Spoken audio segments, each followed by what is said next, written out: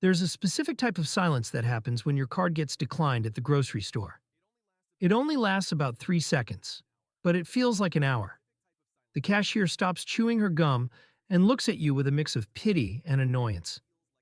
The people in line behind you pretend to look at their phones, trying to be polite, but you can feel their judgment burning into the back of your neck. You feel the heat rising in your cheeks. You mumble something about a bank error or fraud protection, knowing it's a lie. You start pulling items out of the bag, the luxuries like the good brand of cereal or the extra pack of meat, to lower the total.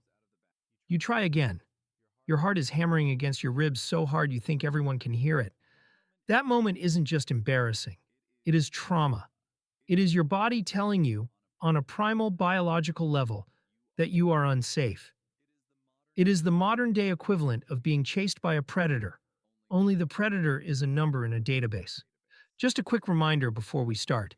This video is for educational and entertainment purposes only. I am not a financial advisor, so always do your own research before making any investment decisions. Most people think the cure for that anxiety, the difference between being broke and being wealthy, is millions of dollars. They watch movies about Wall Street or scroll through Instagram, seeing Lamborghinis and penthouses, and they think that is safety. They think you need a trust fund or a winning lottery ticket to finally exhale. But they are wrong. The most important financial milestone of your entire life isn't $1 million. It isn't even $100,000. It is the first $20,000. Today we are going to talk about the physics of money. Specifically, a concept I call financial escape velocity. When you are at zero or in debt, gravity is crushing you. The atmosphere is heavy. Every minor bump in the road, a parking ticket, a cavity, a leaky roof, keeps you pinned to the ground. You are constantly fighting just to stand up. But there is a mathematical tipping point where gravity releases its hold on you. That point is roughly $20,000 in liquid savings. Once you cross this line, the entire universe of money changes. The wind stops blowing in your face and starts blowing at your back.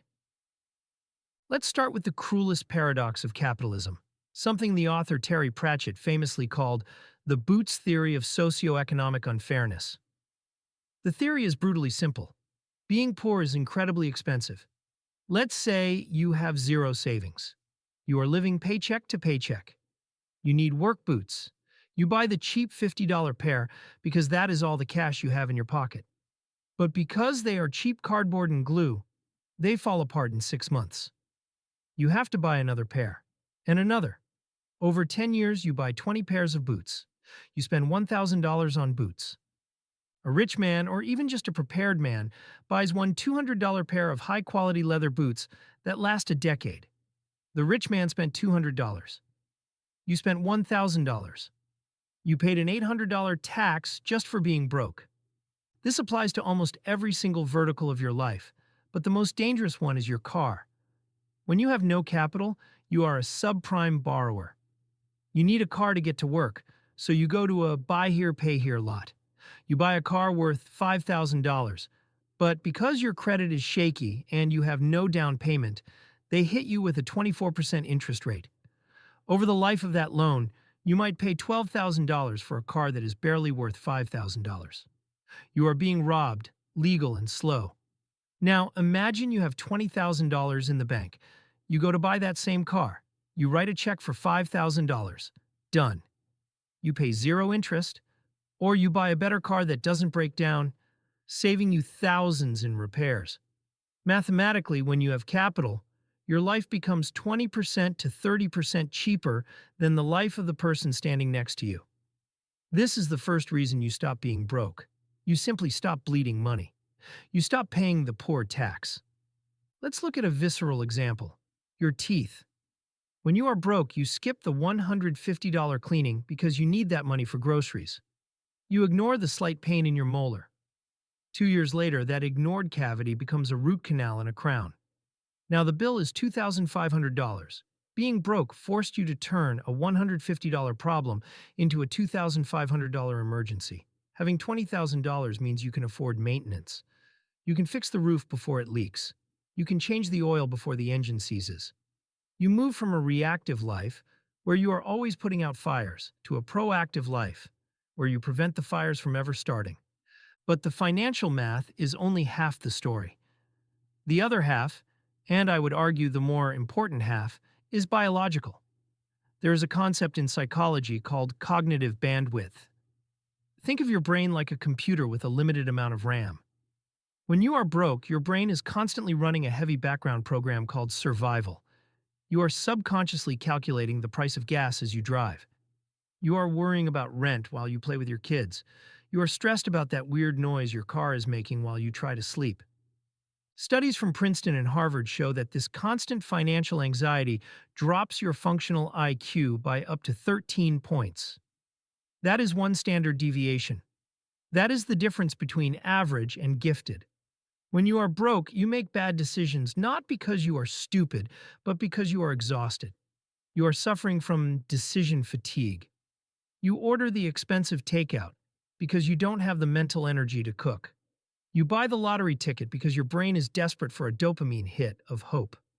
When you hit $20,000, that background noise goes silent. The survival program turns off. Suddenly, you have your RAM back. You regain your bandwidth. You start looking at the horizon instead of your feet. You start planning for next year instead of next Friday. You start spotting opportunities you were literally too stressed to see before. You become a better employee, a better partner, and a better parent, simply because your mind isn't occupied by the fear of eviction. And this leads to the most powerful asset that $20,000 buys you: leverage.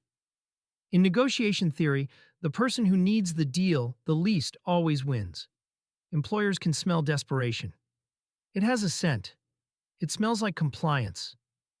If you have $0 in the bank and your toxic boss tells you to work the weekend or he'll fire you, you have to say yes. You are a hostage. You have no leverage. You are negotiating from a position of weakness. You swallow your pride, you take the abuse, and you stay small. But if you have $20,000 in the bank, that is 6 months of freedom. If that same toxic boss threatens you, you can look him in the eye and say, no. You can negotiate for a raise because you are willing to walk away. You can leave a bad job to find a better one without the fear of starving. This is what we call FU money. It isn't millions, but it's enough to buy your dignity back. And ironically, the moment you are not afraid to lose your job is usually the moment you start getting promoted. Confidence is valuable. Desperation is cheap. There is another level to this, one that wealthy people know but rarely talk about. It's called asymmetric opportunity. When the world goes crazy, when the stock market crashes or housing prices dip or a pandemic hits, what do broke people do? They panic, they sell, they try to survive. They are forced to liquidate their assets at the worst possible time just to buy food. But what do people with $20,000 do? They go shopping. When you have cash reserves, a crisis becomes an opportunity. You can buy assets when they are on sale. Warren Buffett didn't get rich by buying stocks when they were expensive. He got rich by having a pile of cash ready when everyone else was selling. You cannot play this game if you are living paycheck to paycheck. You need a ticket to enter the casino. That ticket is your first $20,000. This is how the rich get richer. It isn't a conspiracy, it's liquidity. Now, let's look at the compound interest.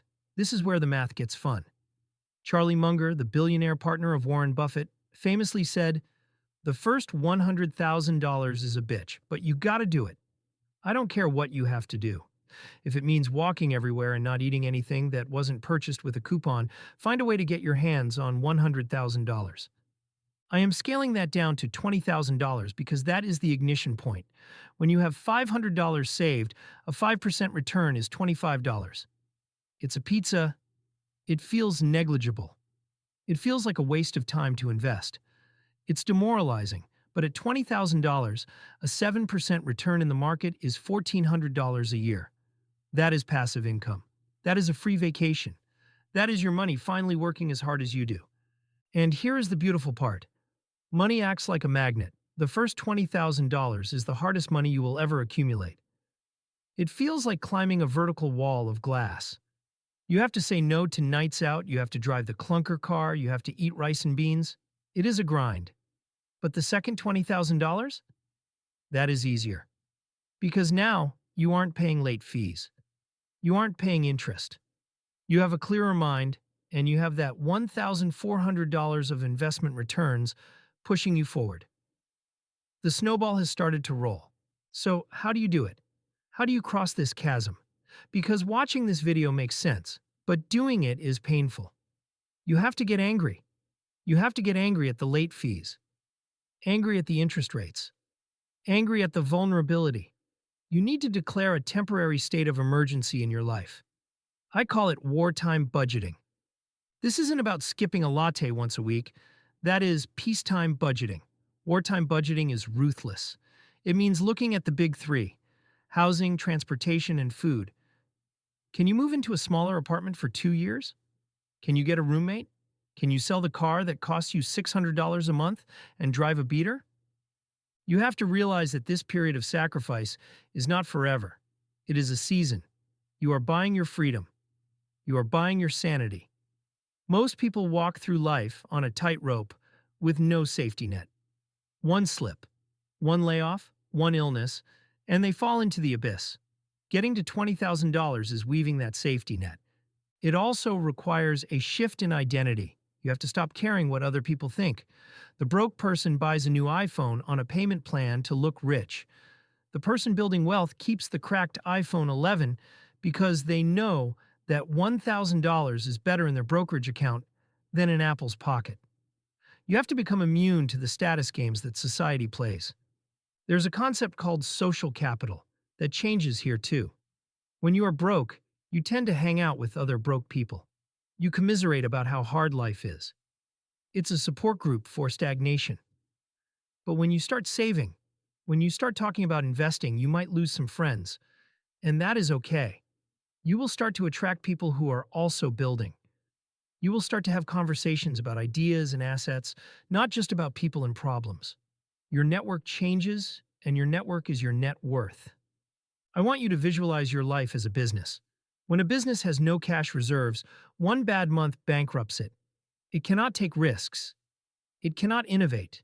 It is fragile. A business with cash reserves is robust. It can survive a storm. It can invest in new equipment. You are that business. Getting to $20,000 transforms you from a fragile entity into a robust one. It changes your identity. You stop identifying as a poor person trying to survive and start identifying as an investor building a future. And I promise you this, the day you see that comma in your bank account, the day the balance reads $20,000, you will physically feel a weight lift off your shoulders that you didn't even know you were carrying. You will breathe differently. The clicking sound of a dead car battery will no longer sound like the end of the world. It will just sound like a problem to be solved. And that peace of mind? That is worth more than any luxury car you could ever buy. If this video helped you shift your perspective, do me a favor. Hit that like button. It helps the algorithm show this to someone who needs to hear it. And if you want to join us on the journey to financial freedom, make sure you subscribe and hit the notification bell so you never miss an update. Don't stay on the ground. Reach escape velocity. Thanks for watching, and I'll see you in the next one.